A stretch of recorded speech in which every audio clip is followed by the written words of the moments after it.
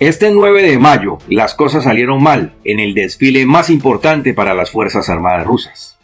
El líder de la Federación Rusa enfatizó en que Rusia está en medio de una guerra real durante el pequeño desfile del Día de la Victoria.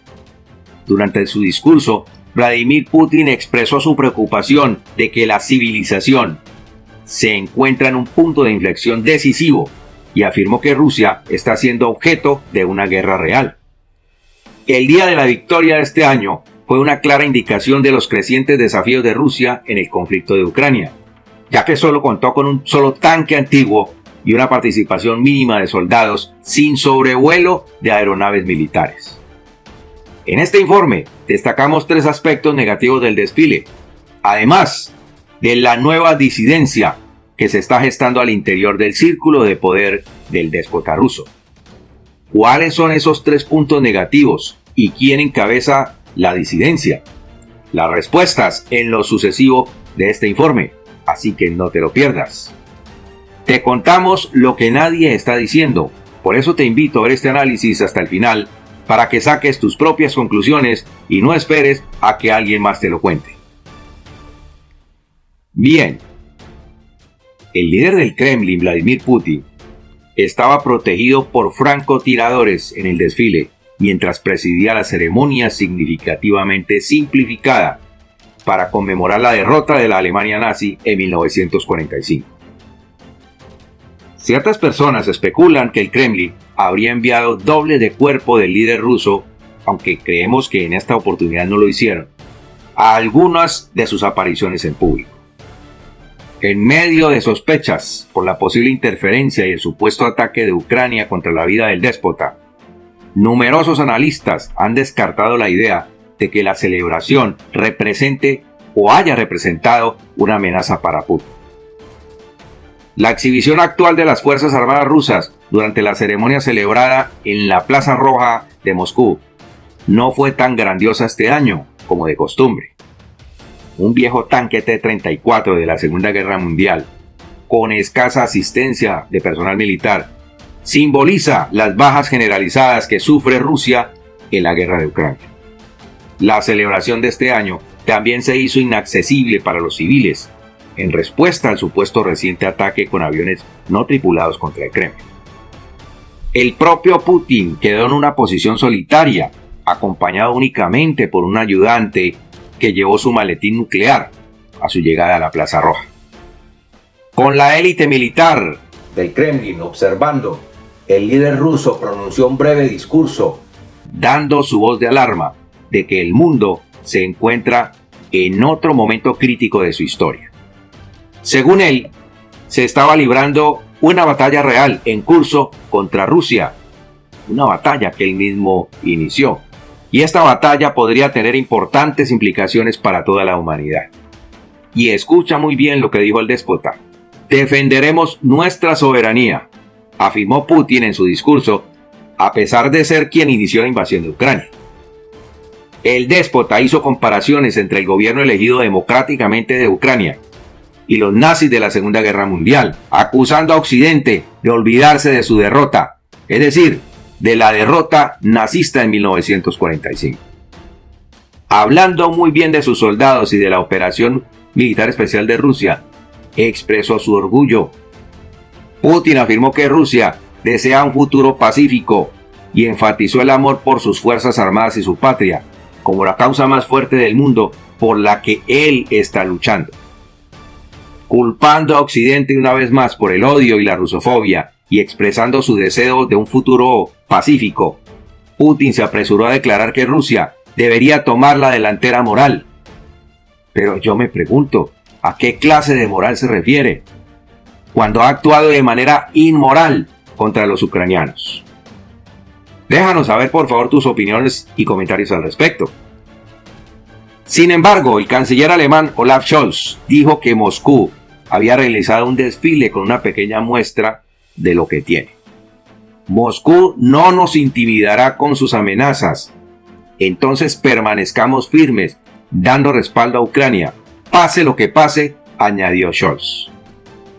Sus palabras se agregaron a una declaración realizada sobre el reciente desfile, al que asistieron solo unos pocos líderes extranjeros, incluido el líder bielorruso Alexander Lukashenko. El desfile contó con menos soldados que en el pasado y no pasó volando, es decir, que no hubo sobrevuelo de aeronaves militares rusas. Y mucho ojo con esto. El Ministerio de la Defensa británico informó que Crimea y otras regiones de Rusia, y adicionalmente 21 ciudades más, habían cancelado sus celebraciones del Día de la Victoria, alegando preocupaciones de seguridad. Además, un portavoz del Ministerio de Defensa dijo que el ataque con aviones no tripulados contra el Kremlin, apenas unos días antes del Día de la Victoria, ejemplifica la creciente susceptibilidad de Rusia a este tipo de ataques. Están con temor, es decir, que están con pánico. Pero las decisiones de cancelar o reducir las celebraciones pueden deberse también a la falta de apoyo y las protestas por el descontento frente a la guerra en Ucrania. En Crimea, por ejemplo, la gente tiene miedo de la anunciada contraofensiva ucraniana. Según Víctor Muchnik, exdirector de una estación de televisión siberiana en Rusia, que huyó del país, el Estado ruso estaba más preocupado por el daño a su imagen que por la posibilidad de un ataque terrorista real. Recientemente se han producido incidentes de sabotaje en Rusia, con 2 incendios que afectaron depósitos de almacenamiento de combustible y una explosión que descarriló un tren de carga y dañó varias líneas eléctricas. La falta de pompa se suma a los problemas del país, añadió Mushnik. Y yo me atrevería a decir que ya no se verán las grandes celebraciones o los monumentales desfiles del 9 de mayo en Rusia. ¿Por qué? Porque no hay nada que celebrar. Las recientes derrotas y el hecho de que no han podido tomarse la localidad de Bakhmut empañan cualquier celebración. Y en este video estamos viendo cómo salen huyendo los soldados rusos de la localidad de Bakhmut. Además, el Kremlin está embargado por el temor a una revuelta en Crimea que le haga perder credibilidad ante la ciudadanía rusa. Hay un verdadero temor a que el pueblo ruso vuelva a las calles, alentado por las protestas en Crimea, en donde la población ruso parlante está harta de que las Fuerzas Armadas rusas no puedan asegurar la zona, motivo por el cual están huyendo hacia Rusia continental. Cabe señalar que el Kremlin ha escondido el éxodo de los rusos que viven en Crimea y ha restringido la salida de los ucranianos rusoparlantes desde la península.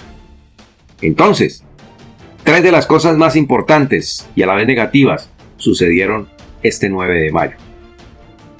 La primera, el temor a un intento de ataque contra el déspota. La segunda, el temor a generar protestas en lugar de alentar a los rusos a celebrar el Día de la Victoria sobre la Alemania nazista. Y la tercera, la evidente falta de equipos militares de Moscú para seguir enfrentando la guerra contra Ucrania. Bueno, lo que pudimos notar es que el equipo militar de Putin que estuvo en exhibición durante este desfile del Día de la Victoria estuvo compuesto por un solo tanque T-34 en el desfile más importante. Las festividades se redujeron después de que supuestamente 2 drones ucranianos fueran derribados cerca del Kremlin, lo que provocó alarma general en Moscú. Esto resultó en un desfile más simple, con solo 8.000 soldados marchando en la Plaza Roja, que fue descrito como uno de los más pequeños en toda la historia de Rusia. La reducción del poderío militar fue evidente, ya que fue el número más bajo de soldados en participar desde el año 2008. En el año de la pandemia, el 2020, el desfile pudo incluir aproximadamente 13.000 soldados, y el año pasado fueron alrededor de 11.000 soldados los que participaron en la celebración. Sorprendentemente, el evento no duró ni una hora. Anton Gerashenko, asesor del ministro del Interior de Ucrania, publicó un clip del desfile en Twitter, llamando la atención sobre la ausencia de tanques modernos, vehículos de combate de infantería o aviación. Este fue uno de los desfiles más breves y pequeños de la historia de Rusia, con una duración de menos de 10 minutos, apuntó Gerashenko en su cuenta de Twitter. El desfile estuvo dominado por un destacamento de a pie, que consistía principalmente de cadetes y estudiantes de colegios militares, en lugar de personal militar real. Ahora, en un reciente ataque mordaz, Putin recibió una advertencia de que su liderazgo podría estar en problemas por parte de otro oligarca, que desaprobaba la invasión rusa de Ucrania. El copresidente del Consejo de Empresarios de Moscú, un hombre muy importante, Andrei Kovalev, expresó su preocupación por el impacto económico de la guerra en curso y se retractó de su apoyo al Kremlin.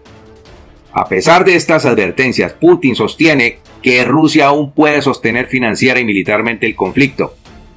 Sin embargo, Kovalev reconoció que ciertamente se están gestando problemas, considerando que Moscú sufrió grandes pérdidas a manos de las fuerzas de defensa de Ucrania, y que la invasión actualmente está siendo etiquetada como una guerra horrible.